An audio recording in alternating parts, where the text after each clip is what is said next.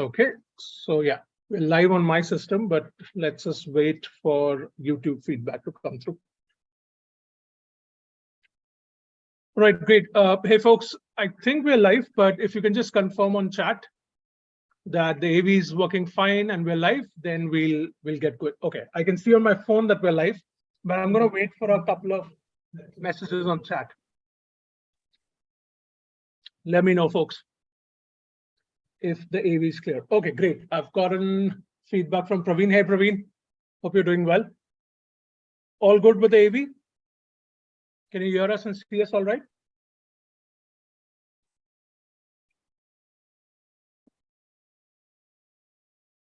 Awesome. Thank you, Vishwesh. AV good says stellar. Okay. All right. Fantastic. So good evening, folks, and wish you a very happy new year, first of all. May 23 be super successful for all of you. Now, to kick off the new year, we have a very exciting YouTube live session lined up for you. This session, as you know by now, is around XAT exam tips and strategies, right? XAT is a big exam. I mean, some would say it's bigger than CAT, but of course, that's a debate that I don't want to get into. Nevertheless, it's a very significant exam, and it's coming up on this Sunday. So I know a lot of 2IM students are very busy preparing for it, and I'm sure other students are as well, right? And that deserves that preparation and respect. So to help you with that, to help you with the exam on Sunday, we've lined up a tips and tricks and strategies session.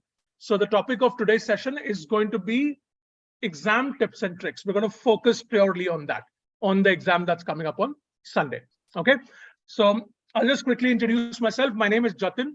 I'm the head of verbal ability and reading comprehension at 2IM, which means that I take care of the overall training efforts and content development specifically for VRC. And I'm going to be the host for this session today. All right. We have an amazing panel. So we have two very smart and bright students from XLRI. I'm just going to quickly introduce them. So one is a senior and one is a junior. So I think I'll go with the senior first and then followed by the junior, just following protocol, right? Okay, so let me start with the senior, right? We have Kamal Kaushik, okay, from Bangalore, and he graduated from Christ University. He did his BSc from there, and he's currently an XLRI HRM second year student. Okay, now a couple of highlights or fun facts about Kamal. Kamal was actually an employee at 2IM. He worked with us for a while before he got his admission in XLRI and moved there. And another highlight about Kamal is his score in XAT was 99.89. Overall percentile was 99.89. And specifically for me, what is exciting is that his VLR percentile was 99.91. Okay, so those are some brilliant numbers. Also, his QADI was 99 percentile, and it's noteworthy because he's a non-engineer. Okay, so he's done his BSc in Chem, Botany, and Zoology. So being a non-engineer and scoring a 99 percentile in QADI is definitely noteworthy. All right, fantastic. So Kamal, welcome to this session, and thank you so much for taking out the time to meet and talk to our students about the exam tips and tricks. Hello, everyone. Great to be here, though. Awesome, awesome.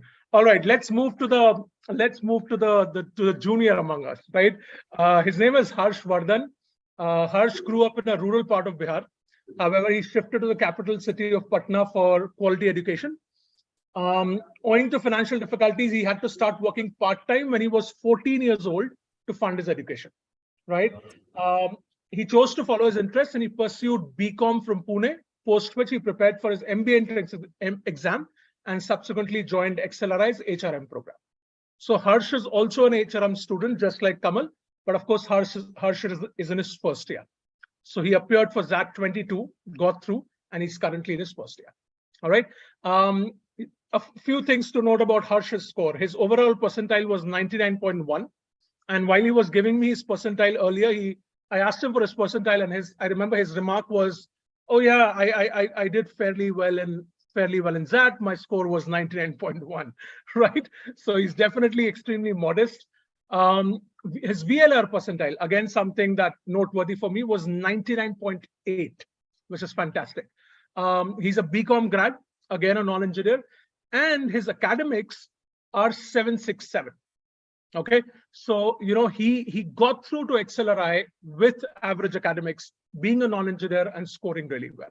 So I just wanted to highlight that. So for people on chat who have average academics and are currently worrying about their XLRI admissions, you have one person right in front of you who cleared XAT in 2022. All right, welcome Harsh. Great to have you. Thank you, Jatin. I'm just happy to be here. Amazing, amazing. Okay, so folks, as I said, the focus of today's session is purely going to be an exam tips and tricks. Okay, we don't want to talk about personal interviews. We'll have a separate session on that. We don't want to get into like chances of getting into XLRI and all of that. We're just focusing on the exam and focusing on the tips and tricks. All right. So I have some sort of topics to discuss with Kamal and Harsh. We'll go through them, and then most of the time we'll spend answering your questions on chat. All right. Fantastic. So let's begin. So Harsh and Kamal, I mean, both of you, of course, scored very high in XAT, right? You did really well. So let's talk about your overall exam strategy without getting into sections. We'll get into sections individually, but what was your overall exam strategy for XAT? Whoever wants to go first. Since you were the most recent one to take the exam, why don't you go first? Thank you for that, Kamal.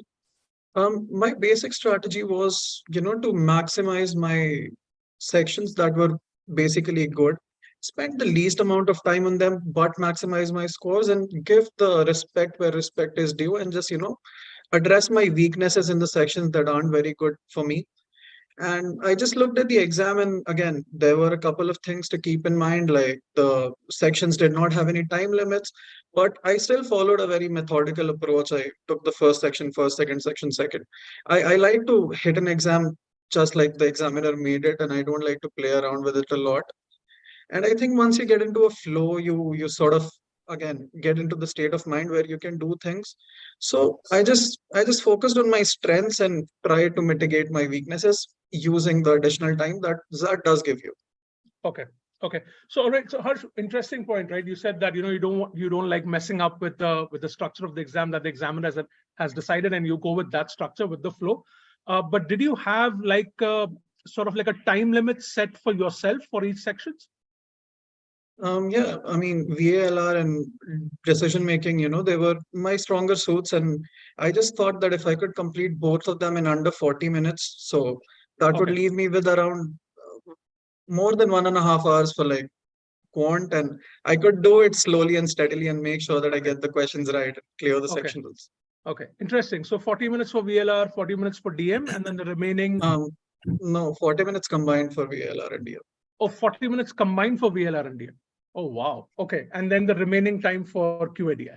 Yeah, that's super interesting. That's super interesting. Okay. And then you were not only able to clear the cutoff during that time, but also sort of maximize your score in VLR because you had a really good, strong VLR score, right? Okay. Okay. So clearly VLR was very strong for you. It's very clear from that time that you allotted. Great. Kamal, what about you? What was your overall strategy? Mine was something similar. Since there were no sectional timings, I knew I needed a lot more time with math. Right. Because again, I'm not super great at it. This is someone who had 58 in their 12th mathematics. So how much? Sorry, say that again.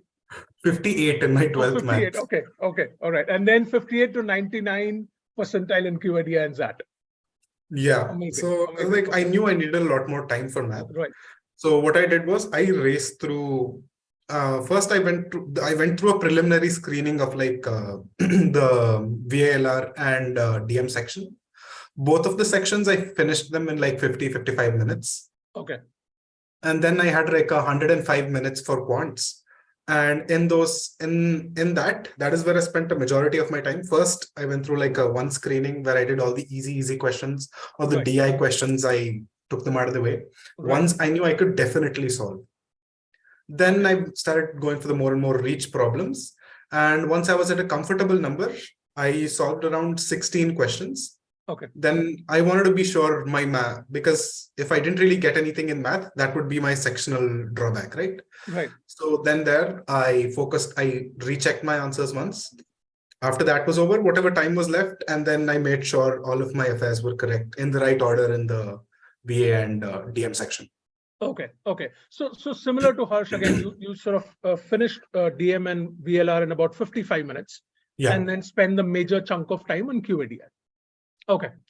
That's interesting because, when we come to QADL, of course, we'll talk about each section individually, but quite a few of our students at 2IIM, right, when we've been sort of conducting live sessions, one of the common questions that comes up is, I'm finding it difficult to clear the cutoff in QADL. So looks like, of course, from the experience of both of you, looks like spending extra time in QADI might be worth it, not only for clearing cutoff, but also to maximize your score. But then again, that depends on what you're great at, right? If someone's an engineer and they're like great at QADI, right, I would say use less time on QADI, focus more on. Absolutely. Yeah, absolutely. I think that's something it's very important to keep in mind, right? For every competitive exam, the strategy has to be your own. Different strokes for different folks. And that's why we give mocks, right? To perfect the strategies and stuff like that. But of course, these are two examples, for you folks to keep in mind. Okay, fantastic. So those coming down from the overall exam strategy, let's go section wise. And I'm going to be biased and start with VALR. Okay. And of course, both of you did really well. Any specific tips and tricks for VALR? See, VALR, whenever you're, I'd say, do they still give you a sheet of paper to work on? Yes, they give this time the admit card mentions sheets of paper in bold, plural. All right, yeah. Great. Right. So if they give you that with each paragraph of an RC, write the first paragraph, what the author is trying to convey. And you can write a summary down if you want, but I don't really think that's necessary. Okay. So for every paragraph, right, think about it. What is the author trying to convey? Is this the main argument? Is this the supporting argument? Right. What is it? So you don't need to write it down if you know it. Like if you, as soon as you read it, you get it. You don't really need to write it down. Right. But for someone who's not great at VARC per se, I'd say write it down. You know what they're trying to do. And then when you're looking through the questions, right, it becomes a lot easier. This was the supporting argument. Right. It makes your answering easier. Okay. So you're basically saying note taking for each paragraph, either a mental note or a written. Yeah. Right. Written note, not exactly as a summary, but as in what is that paragraph doing? Is this the main paragraph, main argument, supporting argument, or an example? Okay. So basically notes around the structure. Main or additional, and what's the main point of the paragraph, just very quickly for each paragraph, right? I think I agree with you, and I think I say something similar to my students as well. This according to me, I think this is very effective in XAT, or this is needed in XAT, because the paragraphs tend to be very dense. There are a lot of ideas packed into one paragraph, so it makes sense to sort of take a pause, consolidate it in your head before you move to the second paragraph. I think that's a great tip. What about you, Harsh? Any tips and tricks for VALR? I think as someone who likes to take a steady approach, I believe in reading through it once in depth, like properly, and understanding and truly taking in the content that is being given in front of you. Once you analyze and understand what the author is trying to say, looking for answers then becomes a lot easier. But if you try to hurry, or if you try to force your way through an RC, trying to skim through it, or trying to look for keywords, or rather looking for questions and then looking for answers in the paragraph, I think you just start wasting a lot of time, and it's a vicious cycle that you can't get out of. So I think just taking your time and giving the respect that is deserved by an RC, I think that is the best way to go about it. Okay, great. I think that is something I totally agree with. Don't really try to look at the questions and then try to find the answer, because people that are setting the questions, they've done this a lot of times, and they are very smart. They're not gonna correct. They will try to trap you, because they don't really want you to do that. They want you to do the exam a certain way, and they've made sure that you will do it a certain way. I couldn't agree more. And if you don't do it, you are the one that's losing out. So make sure you read the passage and sort of absorb it. It might be a very millennial-y word, but get the vibe of the passage. Get the vibe. It's a very Gen Z term, right? I don't know even if it's millennial, but very Gen Z. Get the vibe. I think the Gen Z crowd on chat will appreciate it. I think I liked how Harsh put it, right? Give it the respect it deserves. And I think XAT RCs need respect, right? They are tougher than CAT, and that's something, right? CAT is already at a high level. They're tougher than CAT.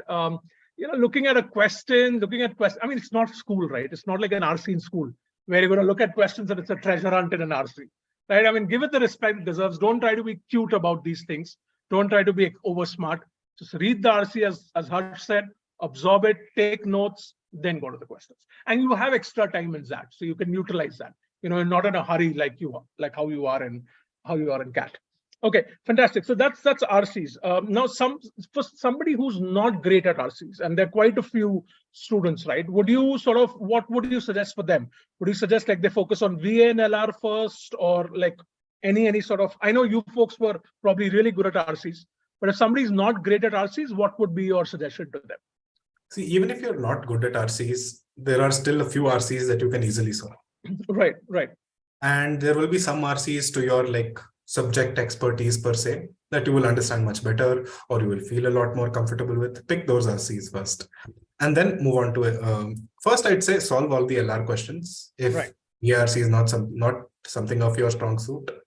Yeah. So before coming to that, I'd say whatever is your weakest section, leave it for the last. Okay. So your strongest sections, you're done with the two thing. You don't need to revisit them. So you have all the time in the world for your weakest section. So suppose if someone's weakest section is VALR, they're done with QADI, they're done with DM. You start with the LRs, the logical reasoning questions, because that is the less difficult part for you, right? And then leave the most difficult part, the RCs at the end. So it's not like you're running back somewhere else and then coming back to it. You have all of the remaining time, you can put it on the RC and then make sure you do it well. Sounds good. Okay. Harsh, any tips here? Yeah, I think if RCs are not your strong suit, again, you got to pick your battles, like Kamal said. And I totally agree that, one of them would be very difficult, and it's honestly, it's not for you. If it's your weakest section, probably best to leave it and focus on other sections. Try to maximize your time to score ratio, I would say. And pick the easier ones and give it more time. It'll take more time than normal and you'd feel maybe disheartened, but again, there is no clock ticking against you. If you truly focus on the easier RCs, you can get it done. And again, building on what Kamal said, I truly believe starting with your strongest section is the way to go about in any exam for that matter. Once you get into that momentum, your confidence starts building, the nervousness sort of sheds off. You start to get into a zone where you can do things properly. And I think getting into that zone, being nervous in your best sections is probably better than being nervous in your worst sections. Makes sense. Right. So focus on getting your getting off on a good start so that it sort of gives you that momentum and confidence for the rest of the exam. Okay, great. All right, I'll move on. I have a number of VLR questions, but I'm going to move on to other sections. I tend to be biased there. Let's go to the dreaded BDM section, right? A lot of students are worried about it. They say it's subjective, the accuracy is like at 60%. How do I clear the cutoff, and so on and so forth. Any tips for the DM section? One thing is, see, if everyone's accuracy is bad, it's not really something you have to worry about, right? Yeah. It's not your personal accuracy that's bad. Right. So the section is the same for everyone. Correct. So don't complain about things that don't really matter. Okay. So with DM, I think right now you have all the time to prepare until the exam. Because with DM, all you need to do is look at the previous year papers, as many as you can find, go through the DM sections of all of them. And one thing you'll start noticing as you start solving, as you start seeing the correct answers, is a certain thought process that's behind each answer. And you will start noticing that they expect similar answers everywhere. And that is what they believe to be more ethical, more business savvy. Correct. So you'll realize, so you can't really be super ethical or like super just businessy. Right. There's like a fine line that you'll need to walk, and you'll realize what is the line that they're looking for once you go through the previous questions. Right. Okay. So PYQs and sort of identifying patterns in the solutions is probably a really good approach to take for BDM. Great. Harsh, what about you? Honestly, I have a differing view to Kamal on this. Okay. In this and that's matter, expected. That's expected for DM. So yeah, I'm not surprised. It's notorious for being subjective, and it makes sense. Right. I mean, first answer is yes, it is subjective. There are often questions that are discussed even much later on, and it does not matter, once the answer is that, it's that. Again, there's no point in discussing something that's totally out of your control. And, as far as accuracy is concerned, I think I think people fear a lot, if you have a 50% accuracy in decision making, you're easily gonna clear. You're probably gonna have like above 90 percentile in decision making. A 50% accuracy is pretty great actually. So, Right. thinking like that my accuracy is so bad is not something, you should do. And again, while Kamal was, trying to understand the paper, game the questions and so that sort of a thing, I didn't truly look at it that way. I just, looked at the questions and I tried not to be ideal. I tried to be dead honest. I tried to be brutally Right. honest about what a person would do. And it sort of works, If you try to be very ideal, or if you try to portray a persona that just isn't true, even the question setters know what they're trying to set in. Right. They lay out all kinds of traps in those options and they know Yeah. what they're doing exactly. Yeah. So if you try to game it, I think you would find yourself in a lot of trouble. And again, that's not something scalable truly. So just try to understand the questions and try to make the most rational decision, I would say, and that would probably sail you through the Okay. exam. Okay. Sounds good. And I think BDM cutoffs tend to be low, right? I mean, they tend to be in like single digits. From what I've seen, like around 7, 8, and then you're sorted for BDM. At least the cutoff is cleared, which is around the 80, 85 percentile. So Yeah, nothing. my Yeah, score was around something like a 12 or 13, I remember, and I had the 95th or 94th I'm percentile. sure. I'm sure. Yeah. That must be that's a stellar score. Stellar score for BDM, right? Yeah, Yeah. in my year, I think it was around I had 13 and I had a 98.9 percentile in decision making. Right. So again, accuracy shouldn't really matter too much. As long as you get some questions right, you're gonna Correct. get through. Correct. Okay. Got it. So awesome. So those are some good things to keep in mind for BDM. Let's move to QADI, right? And that's very interesting for the both of you because both of you are non-engineers, right? And both of you did extremely well in QADI, especially Kamal, right? So Kamal, let's start with you. I mean, what are your suggestions? And of course, you mentioned that you spend the most amount of time in QADI because that was your weaker section. But any other tips and tricks for QADI? See, with when it comes to that, the quants are mixed in with the DIs. And if you're a non-engineer, DI is just what? It's basically calculation. So try to do mental calculations really quickly. Try to find, the calculation shortcuts, right? Make sure you have all of those in mind. Make sure you finish a chunk of those, all of the DIs first, I'd say. And the simple arithmetic questions, club them together, finish that in round 1. Round 2 is when you go to the more difficult questions that you may or may not know how to solve. And then if you have the time, recheck. Or if you really want to attempt more questions, go for it. Okay. All right, great. So DI and arithmetic is what worked for you in your exam, and round 1 and round 2 strategy for QADI. Fantastic. Harsh, what about you? I had a very interesting strategy when it came to QADI. First of all, XAT allows you to leave 8 questions, post which it gives you a negative for every question that you leave, a negative 0.1 as far as it was last year. I'm not sure if it has changed or not. It's the same. Yeah. Right. So again, my strategy was to not leave any questions in VALR and DM and just leave 8 straight up because I knew I couldn't do even close to that number. Right. And yeah, I gave myself around 2 hours. Around 2 hours I had because I was pretty quick through both the sections previously. Right. And again, Kamal said, remembering the shortcuts and stuff like that. Honestly, when it comes to quants, I just lose my confidence. I lose my composure and I keep forgetting these things. I used such basic mathematics. I used to derive so many small things, adding things, multiplying things on sheet of paper, doing all of that. I just took my sweet time with it. And again, I did DI as Kamal said. And around 3-4 questions you can pick off in quants that are like class 10th, class 11th level. I think anyone can get them if they just give it, a couple of minutes. And you can spend those minutes, you don't have to attempt every question and you don't have to do everything. And as far as DI is concerned, just make sure that you truly understand and you read the question properly and you don't misinterpret what the question is asking for. That is what a lot of people struggle with in DI. I think at least that is my opinion.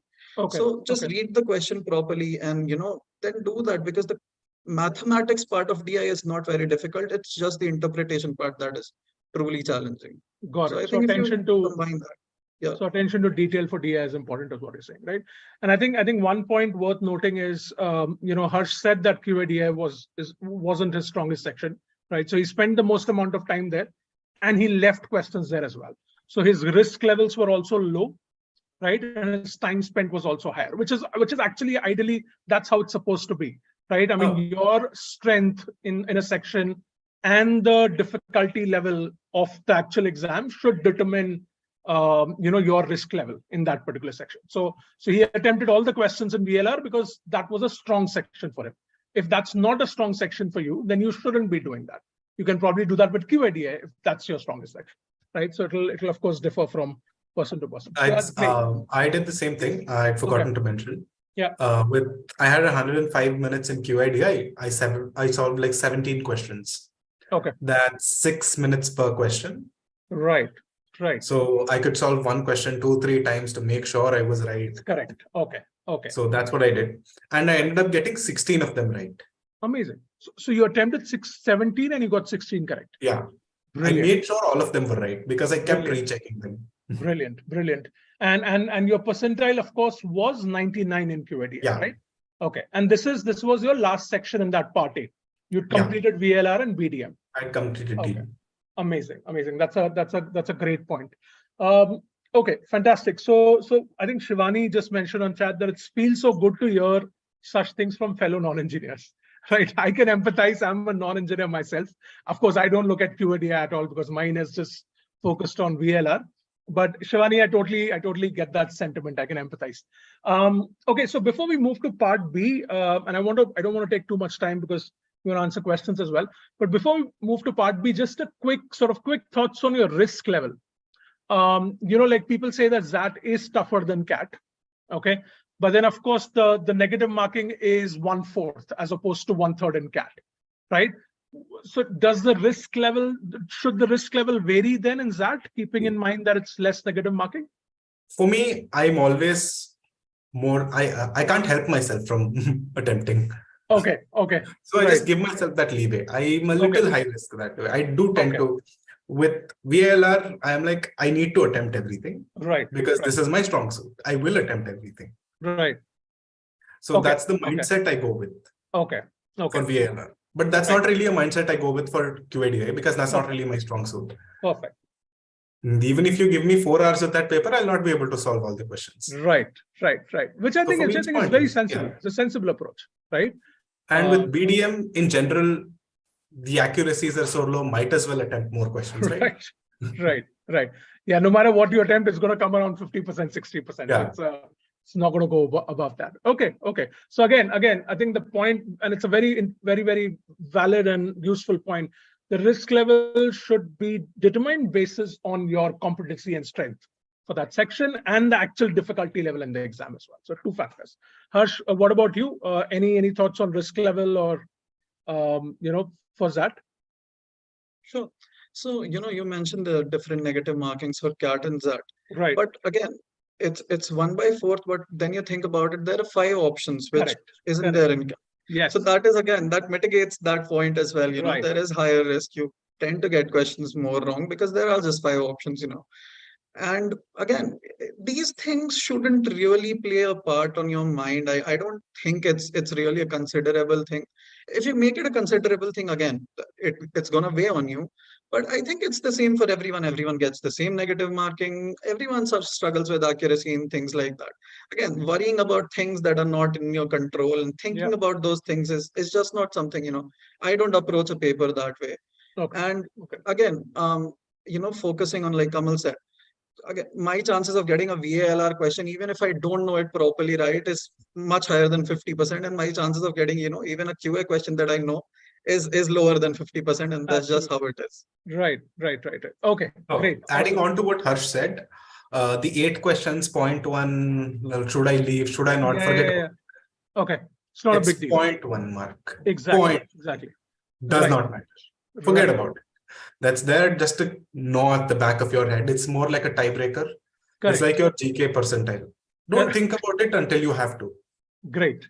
Awesome. You sort of guessed my next question because students do worry about it. It's like a new thing for XAT, right? So they do worry about that. But of course, if you look at it, it's like you leave 10 questions, you lose 1 mark, right? It's not a big deal of course, you can't like go on a rampage and leave like, 30 questions. I mean, that would be ridiculous. There are 25, 26 questions per section. Correct. So you can't really, yeah. So nothing to worry about, right? With 0.1, don't worry too much about it. And risk levels we've already discussed. Okay, awesome. Okay, I'll come down to the questions. So quickly, let's talk about part B. Okay, we have GK and essay. Of course, GK and essay don't get counted in the percentile and cut off and all of that.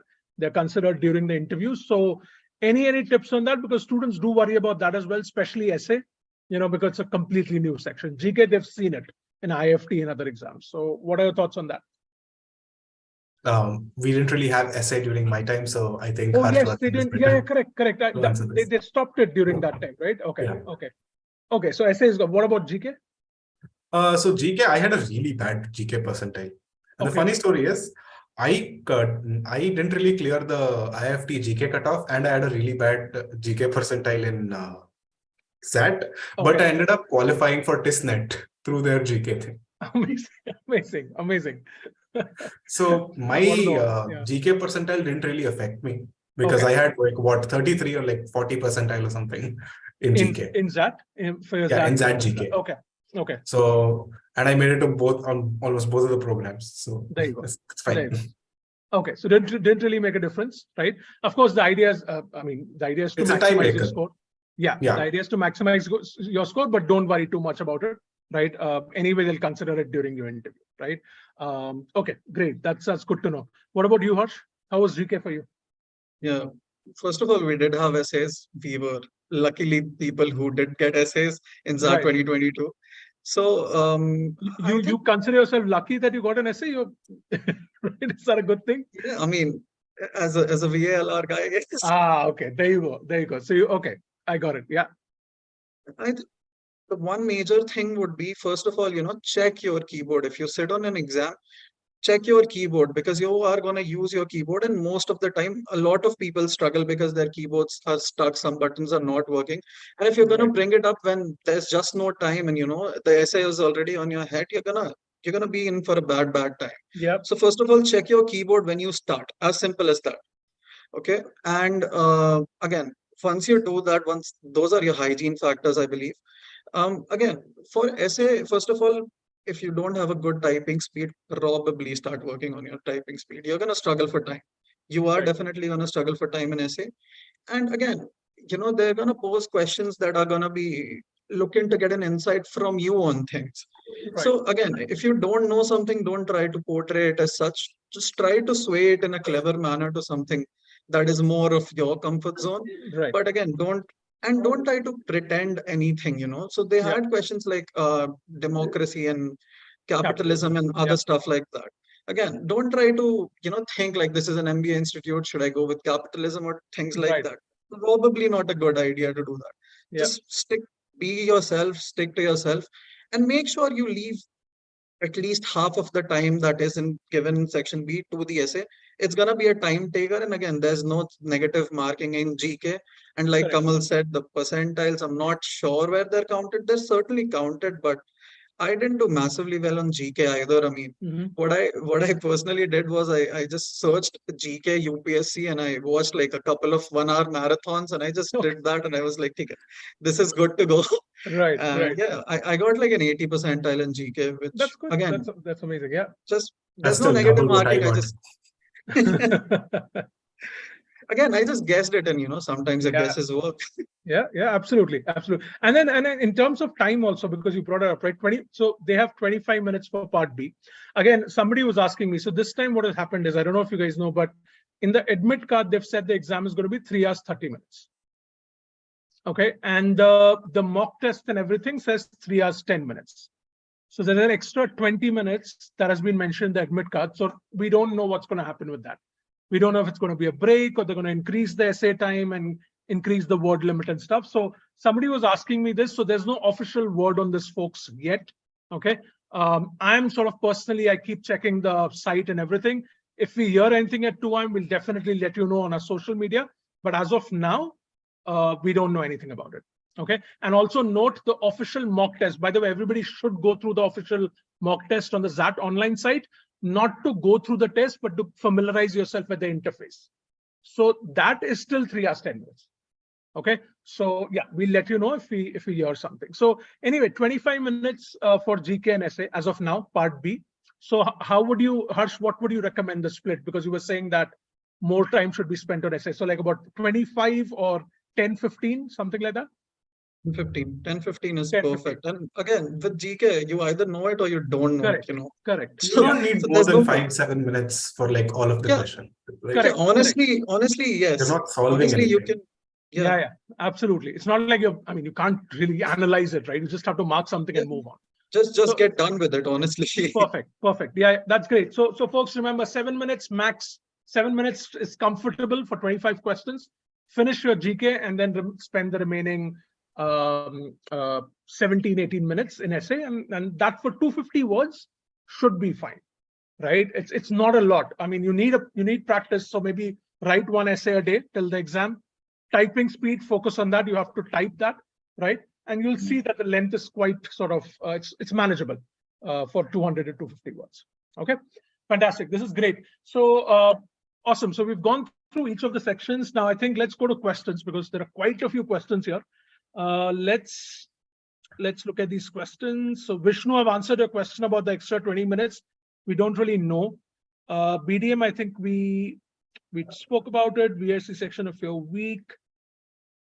All right. Okay. So Mudit is asking, is it just 99 percentilers that get through to XLRI, or you can get through to XLRI at a lower than 99 percentile as well?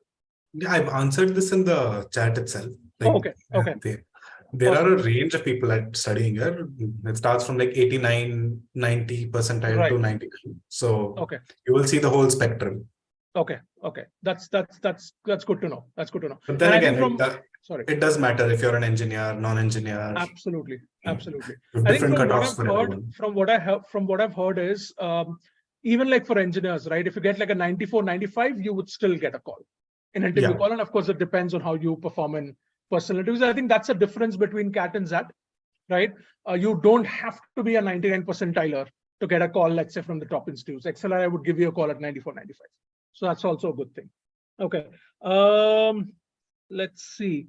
Okay, so this question is repeated a number of times, and I knew this was going to happen. BDM, right? There's a lot of interest in that. How many questions did you folks attempt in BDM? And maybe what was your score? If you can just quickly go through that again. I honestly don't remember the exact number I attempted. Yeah, it's been a while for you.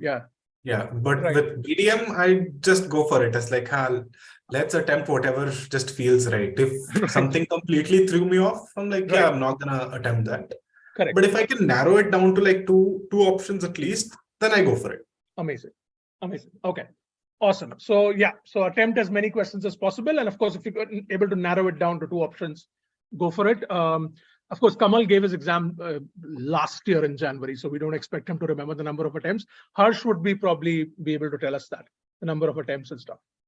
I attempted all the questions. I mean, I was able to narrow it down to at least 3 options, if not 2 at worst. And I just liked my chances, and I sort of, I went with it. And I scored 13. I scored 13 in my... Right. Which was around 98 percentile, you said, right? 99-ish, 98 point something. Got it. And Harsh, your score was around 11, 12 in BDM? Is that correct? Yeah, mine was around 12 something. 12. Okay, so 12, 13. Got it. So it's taken care of. Interview, Satyam, you're asking about the interview experience. We'll talk about that later. Hopefully, we'll get both of them back for a personal interview session. Right now, we're just focusing on the exam on Sunday. Okay, Parshad is asking what chapters in quant should a non-engineer focus for XAT? So I know you mentioned that DI and arithmetic is quite important, but anything else? See, with DI and arithmetic, that's more than 60-70% of the paper. Right. And as a non-engineer, if you can solve 70% of the paper, you already have more than 799. Oh, great. So what else do you need? Yeah. Okay. So, but if DI and arithmetic, okay. For like safety reasons, you could study one of arithmetic or geometry, but I wouldn't really focus too much on it.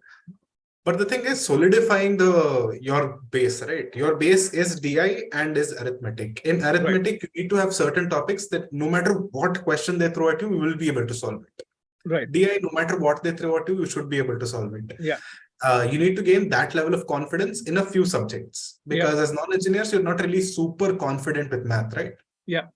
And that is a confidence you will need to build, which you can't really for really all of this, all of the topics. So pick a few topics that come naturally, that are more intuitive, and make them your forte. You can't really go wrong there. I think that should work. That's what worked for me. Okay. Okay. Perfect. Harsh, what about you? I have a similar opinion. Like even in arithmetic, I chose to specialize in certain topics. So percentages, time, speed, and distance. I just knew that these questions are gonna pop up one way or another. So I Right. just knew that if I truly solve all the difficult questions in this and practice them as well at home, I can probably knock them out of the park when it comes D-Day. So Right. probably instead of focusing on more things and expanding, probably narrow it down. That's better for you, Right. considering the number of days left. Correct. Correct. Okay. Okay. Got it. Perfect. Right. Now, okay, I'm going to go back to VLR. There are a couple of questions there. So Karthik is asking best strategy for VLR if someone is not good in that, right? So Karthik, we discussed it, right? See, if you're not good in VLR, then again, one of the suggestions I think from Kamal was, focus on LR, right? Those are sort of good questions to get marks. Focus on VA first, and then go to RCs, right? And if VLR is not your strongest section, then your risk level should be lower. And maybe think about spending more time in the VLR section, right? This also connects to the next question. Arjun is asking RCs and XAT are deep, how to tackle them, right? So Kamal, you mentioned about note taking, right? Go through each paragraph, take notes. And Harsh mentioned that, take your time, give those RCs the respect that they deserve. Don't skim through them. Don't try to act over smart by looking at the questions.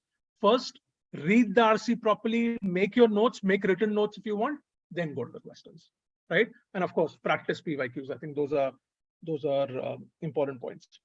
All right. What will be a safe percentile for non-engineer general male with no work X for a call from XLRI? Okay, there is no safe percentile. I've seen people with 99.99s being rejected. I've seen people getting in with a 91. Right. So it all depends on how you do in the interview. There is no safe percentile per se. Right. Correct. And as far as the exam is concerned, if you're a non-engineer, aim for like 94, 95, right? And you'll get a call. I would say, why would you even aim for 94, 95? Aim for the highest that you can. Absolutely. Aim for how much ever. Yeah. The aim should be 100 percentile. Correct. If you're able to reach there or not, that's another goal entirely. I agree. But if you aim 90 percentile, you're sort of selling yourself short, right? Yeah. Agreed. That's actually my standard sort of answer to that as well. I also don't like to get into these discussions. Maximize your score, right? What if the exam is easy, right? And the 95 goes up to 97? Who knows, right? So just maximize your score depending on the exam. Okay. Aditya is asking, hey Kamal, what is the best source to prepare for DI in the available time? By the way, big fan of your journey. DI or DM? What did you say? DI. Oh, DI. Yeah. DI, I'd say try to solve mocks, solve the CAT DI questions as well.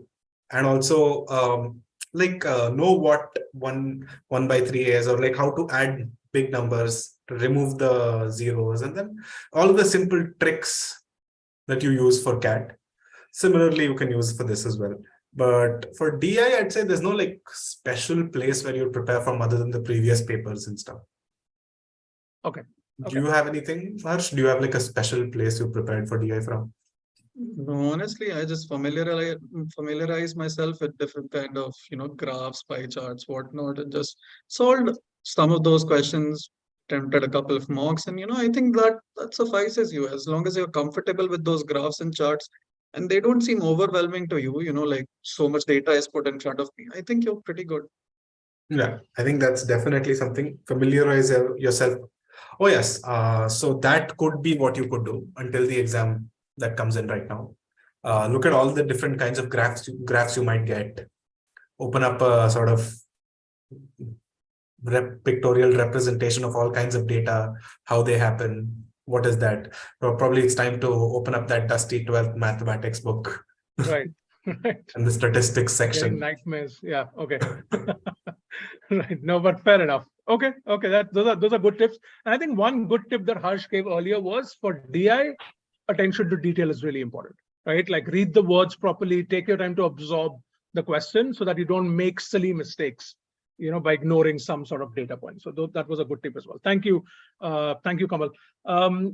Vasu's asking, any source for preparation of BDM other than PYQs? Is that even required? I mean, PYQs are solved by 2IIM themselves. So watch the YouTube videos, I'd say. Right. Okay. Thanks for the plug for 2IIM. Right. And Kamal said this on their own. Okay. It's not like I told him to say this. It's completely on his own. Okay. Harsh, go for it. What about you? Any other sources for BDM questions? Honestly, you don't need that many sources. You don't need Right. to prepare that in depth. If you do your PYQs and you're committed to it, you'll get it done in the exam. And again, the cutoffs are not insanely high. Unless you want to maximize your score in DM, which I wouldn't honestly recommend. Don't put your eggs in that basket. Right. Right. Okay. Okay. There are better baskets. There's VLR, there's QADI. BDM is maybe not, probably is not the basket you want to focus on maximizing. You may get a very high percentile in BDM, but nobody goes in thinking BDM is my strong crush suit. BDM. Yeah. Exactly. Right.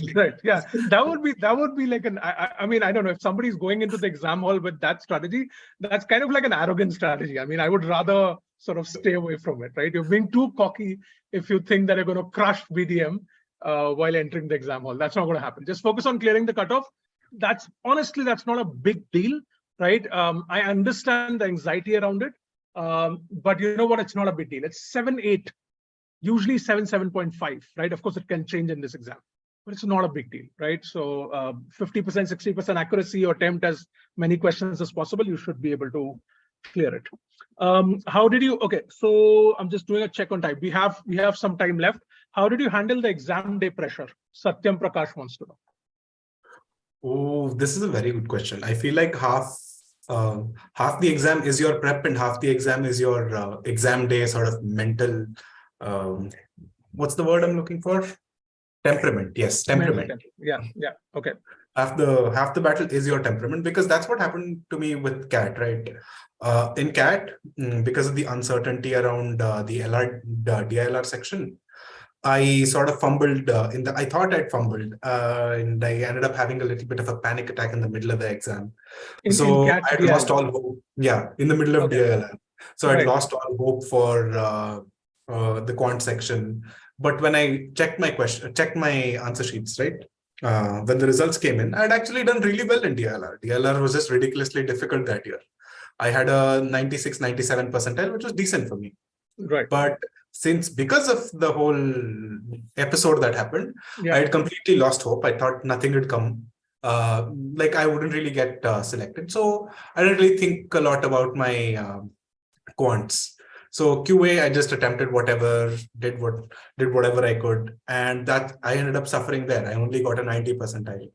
So I could have gotten a 99.5, 99.6 in CAT, which ended up being a 98.2 or something. Right. So again, for what I did for XAT was, I decided I am going to chill. For 2 days before the exam, did not study, did not worry about the exam. Right. My exam center was in Mysore. Okay. So I took a nice trip. Okay. Nice. I left 2 days early. I went to the Mysore Palace. I looked at the gardens, roamed around. Yeah. And on the morning, we got up. Me and my mom got breakfast, and then I went to the exam center very calmly. Okay. This is something that I used to say when people used to ask me the same question, and I was doing it last year. Treat your mocks like the actual exams, and treat your exams like another mock.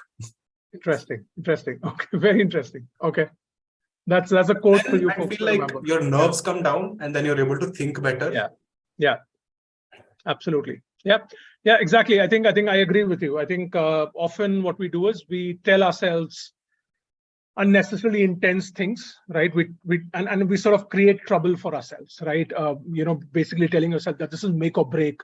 I have to get into XLRI this year. If I don't get into a good B school, my life is over, my career is over, and I won't get a chance again. These are all fake things that everyone is telling themselves, irrespective of the age, number of years of work experience, and all of that. Okay, so yeah, try to stay calm and don't be your own enemy by sort of feeding these things to yourself. And maybe do what Kamal did. Go take a vacation, small vacation before the exam, but make sure you turn up for the exam after the vacation. Harsh, what about you? Sort of have the same opinions as Kamal, although I go about them differently. First of all, I am not a person who worries a lot about a lot of things. I do treat them as their mocks, and you give a lot of exams. Some of them are going to turn up, some of them are not going to turn up. Right. Funnily enough, I have a 99 plus in CAT. I have a 99 plus in XAT in VALR. But again, in IIFT, I could not clear VA cutoff somehow, Right. which There you go. surprises me. But yeah, again, some days are just not yours, and it's fine. Yeah. Yeah. So again, those experiences just made me, very calm about these things. And again, the momentum thing I talked about, there's an inertia with these things. Once you focus on your strongest thing, you get in the mode where you can do things that, you didn't even think you would do. Like in Quant, I personally, when I got into the set of motion, I solved a couple of questions that I barely touched when I was preparing, and I just could, solve them somehow. And one thing I do before every exam is load up on sugar. I just eat something sugary, I drink something sugary, and I know, because you need that sugar in your body, and it just treats you well. And again, that happens in the Something morning. I'd recommend as well. So before both CAT and XAT, right before I head into the exam, I pop a dairy milk or something in. Nice. So it kicks in half an hour or an hour afterwards, when I'm right in the middle of the paper and I need that jolt of energy. I think that works. Do that. Yeah. Unless you're diabetic like me, please don't eat sweets. But yeah, otherwise try this. A piece of chocolate should do wonders. Yeah. Natural sugars, Jatin. I think they'd work for you. Oh no, let's not. That's a raw nerve for me, right? So let's not go there. Yeah, but yeah, maybe an apple for me. Yeah, I'll probably have an apple. Yeah. In XAT, it's 3 hours long. You need that again. Correct. You need that energy. Yes. Solving CAT a lot, and you got into that 2 hour wala mind. Correct. And again, you need to familiarize yourself. Solve at least 3-4 mocks, but you're like, okay, I can sit for 3 hours and be patient and be attentive to these things. And again, load yourself up on sugar and just go into that exam. And probably don't have a very heavy dinner and stuff like that. Just your hygiene factors, probably keep those in mind. And you should do fine. Yeah, I agree. And I think that's important. Somebody was asking on chat, how many mocks in the remaining week? Definitely do mocks. It's a 3-hour mock, remember. Okay, so it's not like you can do 2 mocks per day, and that you should avoid. You'll completely drain yourself out. Maybe a couple of mocks, maybe 3 mocks before the exam, and maybe don't do a mock on Saturday before the exam on Saturday. Definitely don't sit in the morning and do a mock on Sunday. I know some students who've done that as well. In CAT, they're going slot 3, and they did a mock in the morning on Sunday, and I'm like, you drained yourself out, right? You sort of completely took all the energy out. Yeah, sorry, Kamal, you were saying something. I think I disagree with you there a little. Okay. I don't even 3 mocks is a bit much. It's a lot. Okay. Given that there are only 4 days to the exam. Yeah, it's Monday night already. Yes, correct. Yeah. So since it is Monday night, is it Monday night or Tuesday night? Is it Tuesday? It's Monday, no? It's Monday today. Oh, Monday. It's Monday. Yeah. Okay. So Monday night. So there are maybe until Wednesday afternoon. Mocks. After that, cool off on the mocks. Yeah. You can look at the previous papers, look into the questions. So max 3, 2. I would say it's not really necessary to give a mock right now. Because if you've prepped well enough, you've done all you can by now. 5 days are not really going to change the world. Right. If somebody hasn't probably given a mock, going back then to you point, they need to sort of mocks. understand what it takes to sit for 3 hours, right? That's an important thing. Okay. That I agree. Right. So 2-3 mocks, you should be good, but don't really try to do mocks on Thursday, Friday, Saturday. Just make sure you revise on all of your, keep the shortcuts on your fingertips. Correct. But again, these are by shortcuts. I don't really mean hey, this is this cool trick to solve this problem. By shortcut, I mean like remember what your 1/3 fractions are. Remember what your 8/12 your fractions basics. Yeah, Yeah. the basics. Yes, correct. Okay, great. And I think one tip that I can give from my side for VLR is continue your leisure reading, and that you can do it till Saturday, Sunday morning also. And leisure reading is just picking up the newspaper or an article or a book and reading. And I'm saying that so that you maintain your reading momentum, which will help you in your RCs, right? So it's as simple as that. So if you're not doing anything on Thursday, Friday, just read for half an hour, 45 minutes, read an article on Sunday as well. And then you're sorted. You'll have that reading momentum ongoing. All right, great. I think we're coming towards the end of the session. We've already spent an hour. There's one question. I think Karthik's repeated that question a number of times. Let's just clear that. I didn't want to get into a cutoff call discussion, but Karthik saying, do all students get a call upon clearing cutoff for XLRI? Yeah, if you clear the cutoff, almost everyone gets a shortlist. Not almost, everyone gets a shortlist. Plus the sectional cutoffs, right? Everyone gets a shortlist. Correct. So one thing that I want to clarify, I don't know, Karthik, if you're referring to that, but if you add the sectional cutoffs, right, like VLR plus DM plus QA, you will need an additional 5-6 marks on top of that to clear the overall cutoff, right? So keep that in mind. I think last year a score of 33, 34 was at 95 percentile, and that could get you an call to XLRI for both the programs, around 33, 34. But again, that was last year. Right, it can change completely for this year. Okay, all right, great. I think we can wrap up the session. Kamal and Harsh, thank you so much, right, for taking out the time. I know you have extremely busy schedules, right, at XLRI, but thank you so much for doing this for our students. Based on the response in chat, I can clearly see they found it very useful. So thanks a ton. And hopefully we'll see you again in future sessions on personal interviews and other stuff. We'd love to have you back. But yeah, really appreciate you taking out the time for our students. Thank you so much.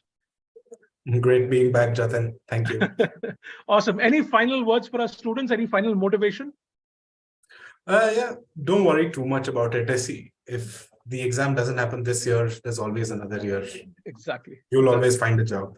It's not that XAT 2022 is the last MBA entrance you're gonna ever give in your life. Correct. I feel like this is a mindset that you need to perform your best at the exam. Yeah. If you place all of your hopes onto this one exam and then it doesn't happen, and even if it's happening and you have that slightest inkling of things maybe not going your way during the exam, that'll keep adding on and you might not really have the best of experiences. So I'd say chill for a little and then go for it. I'm sure all of you will do very well. Amazing. And I think gives that the respect that it deserves by preparing for it, but don't put it up on a pedestal and worship. No exam is worth your worship, right? Whether it's CAT or XAT, okay? No exam is make or break. As Kamal said, you'll get many more chances in future. And I'm saying this even for folks who are in their early 30s and worried about their chances. There are examples every year of people getting into grade B schools even at the age of 32, 33, right? So, those are all artificial things. Don't feed yourself those things. Yeah, Harsh, there's someone in your batch only, no? Yeah. There's a 2009 grad in our batch. Amazing. There you go. So yeah, if there are any in our batch, the age range is from 21 to 32. So. Amazing. And you know what, like, again, of course, I'm considerably older, but I remember like when you're in your 20s and you get into your late 20s, suddenly you start feeling you're really old. Like even at 26, 27, you can feel that, oh my God, I'm like super old. And your life is, you're still in the prime of your life, right? So yeah, maybe whenever you're feeling old, come talk to me, right? I'll give you some nice perspective. Harsh, go for it. Yeah. One thing I'd say is, I see a lot of people, having these targets that I'm going to solve this many questions. I'm going to have this much time allotted to this section. Yeah. Stop. Honestly, stop. All of your planning is going to go out the window the second you see the first question. Yeah. And don't force yourself. Like I said, I thought I'd leave 8 questions in quants. I left 11 and, it did not matter. At the end of the day, I'm still here. So just stop worrying about things, so much and stop being so, just focusing on such small insignificant details that it's going to heat you up from the inside. So again, if you think that you're going to solve all questions in VLR like Kamal and I did, again, if one or two questions we just couldn't get the hang of it, just totally out of our league, I would have personally moved on, and I think Kamal would have moved on easily from that as well. Just one question, it's not gonna hurt you.